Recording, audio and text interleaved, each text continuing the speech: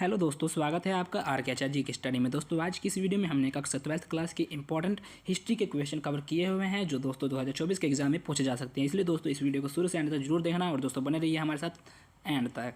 तो चलिए दोस्तों हम अपना पहला क्वेश्चन देख लेते हैं। सिंधु सभ्यता की खोज पर संक्षिप्त टिप्पणी लिखें। देखिए दोस्तों, सबसे पहले तो हमने समझना है कि सिंधु सभ्यता को ही दोस्तों हड़प्पा सभ्यता कहा जाता है।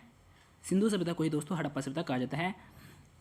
देखिए दोस्तों, हड़प्पा सभ्यता की खोज किसके अंतर्गत की गई? देखिए दोस्तों, हड़प्पा सभ्यता की खोज सर जॉन मार्शल के अंतर्गत की गई, जो दोस्तों एक अधिकारी थी। और दोस्तों दयाराम साहनी और राखालदास बनर्जी के संयुक्त प्रयासों से हड़प्पा सभ्यता की खोज की गई।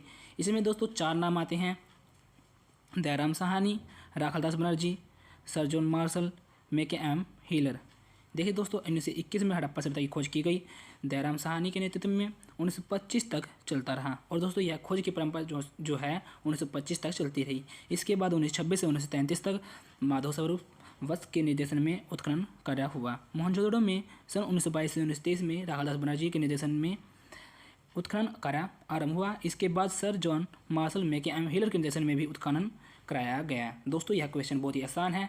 दयाराम साहनी के नेतृत्व में और दोस्तों राखालदास बनर्जी के संयुक्त प्रयासों से हड़प्पा सभ्यता की खोज की गई, जिसमें दोस्तों 4 नाम आते हैं: सर जॉन मार्शल, मैके एम हिलर और दोस्तों राखालदास बनर्जी, दयाराम साहनी। चलिए क्वेश्चन नंबर नेक्स्ट देख लेते हैं।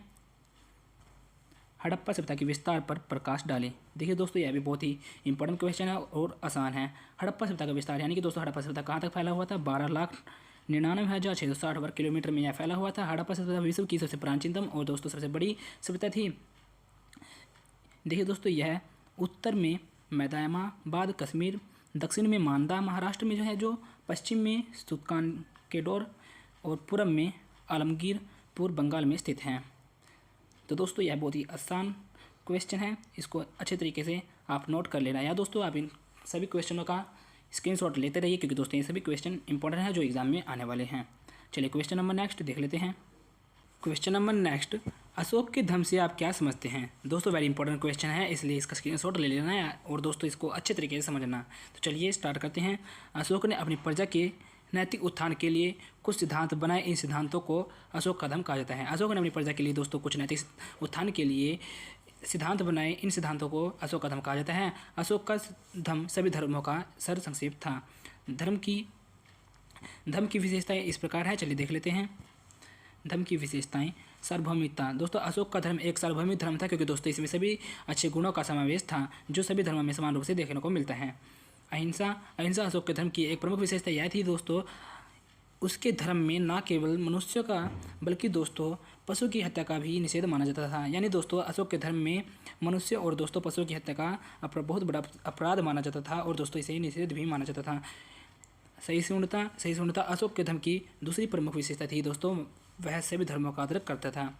सहिष्णुता दोस्तों अशोक के धर्म की दूसरी प्रमुख विशेषता थी कि दोस्तों इसमें सभी धर्मों का आदर होता था। नैतिकता दोस्तों अशोक के धर्म की सबसे बड़ी विशेषता उसमें पाई जाने वाली नैतिकता थी।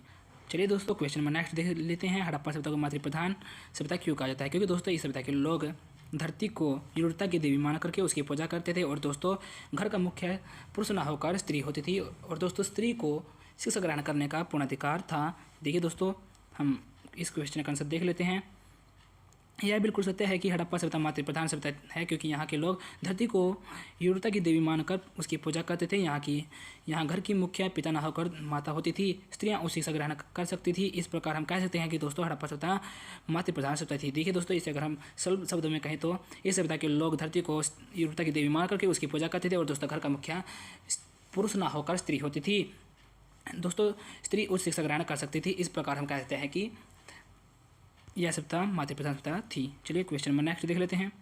हड़प्पा सभ्यता की लिपि पर प्रकाश डालें। देखिए दोस्तों हड़प्पा सभ्यता की लिपि एक चित्रात्मक लिपि थी। इतिहासकार इस लिपि को नहीं पढ़ पाए। लिपि की खास बात यह थी कि दोस्तों इस लिपि की खास बात यह थी कि दोस्तों इसमें पहली लाइन दाएं से बाएं और दोस्तों बाकी लाइन बाएं से दाएं की ओर लिखी जाती थी। दोस्तों हड़प्पा सभ्यता की लिपि एक चित्रात्मक लिपि थी, जिसे दोस्तों इतिहासकारों को पढ़ने में काफ़ी कठिनाइयों का सामना करना पड़ा, जिसे दोस्तों इतिहासकार पढ़ नहीं पाए। लिपि की खास बात यह थी कि दोस्तों पहली लाइन दाएं से बाएं और दोस्तों बाकी की लाइन बाएं से दाएं ओर लिखी जाती थी। चलिए क्वेश्चन नंबर नेक्स्ट देख लेते हैं।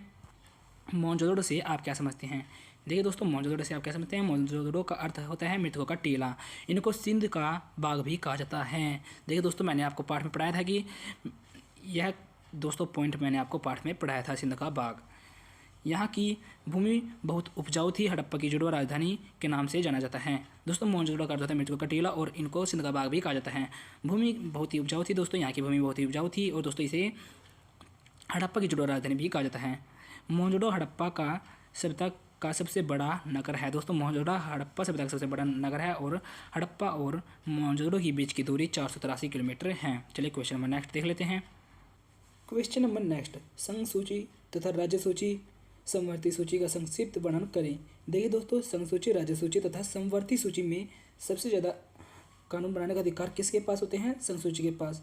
देखिए, केंद्र तथा राज्यों के मध्य शक्तियों के विभाजन के लिए 3 सूचियाँ बनाई गई हैं, संघ सूची तथा राज्य सूची और समवर्ती सूची। इन तीनों में दोस्तों सबसे शक्तिशाली सूची जो है वह कौन सी है?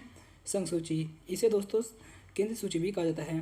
दोस्तों, संघ सूची में जो विषय रखे गए हैं जो अत्यधिक महत्व हैं, राष्ट्रीय महत्व के हैं, जिन पर कानून बनाने का अधिकार दोस्तों केंद्र सरकार को है, जैसे प्रतिरक्षक, विदेशी डाक तार, रेलवे इत्यादि। राज्य सूची में दोस्तों प्रादेशिक महत्व के विषय को सम्मिलित किया गया है, जिन पर कानून बनाने का अधिकार केवल राज्य सरकारों को ही है। तो चलिए दोस्तों, इसके कुछ पॉइंट है वो हम देख लेते हैं। राज्य सूची के विषय कृषि, पुलिस, जेल, चिकित्सा, स्वास्थ्य, सिंचाई आदि। देखिए दोस्तों, राज्य सूची के विषय कौन कौन से हैं? कृषि, पुलिस, जेल, चिकित्सा, स्वास्थ्य, सिंचाई आदि दोस्तों, और भी बहुत सारे विषय हैं जो इसमें राज्य सूची में आते हैं। समवर्ती सूची, समवर्ती सूची में देखिए दोस्तों, समवर्ती सूची में शामिल जो विषय हैं बिजली, विवाह, कानून, मूल्य नियंत्रण, शिक्षा, वन इत्यादि शामिल हैं। देखिए दोस्तों, समवर्ती सूची में कानून बनाने का अधिकार राज्य सरकार और केंद्र सरकार दोनों को है। अगर दोस्तों राज्य सरकार और केंद्र सरकार के बीच में लड़ाई हो जाए तो दोस्तों किसकी सरकार के कानून को मान्यता दी जाएगी? केंद्र सरकार के कानून को ही मान्यता दी जाएगी।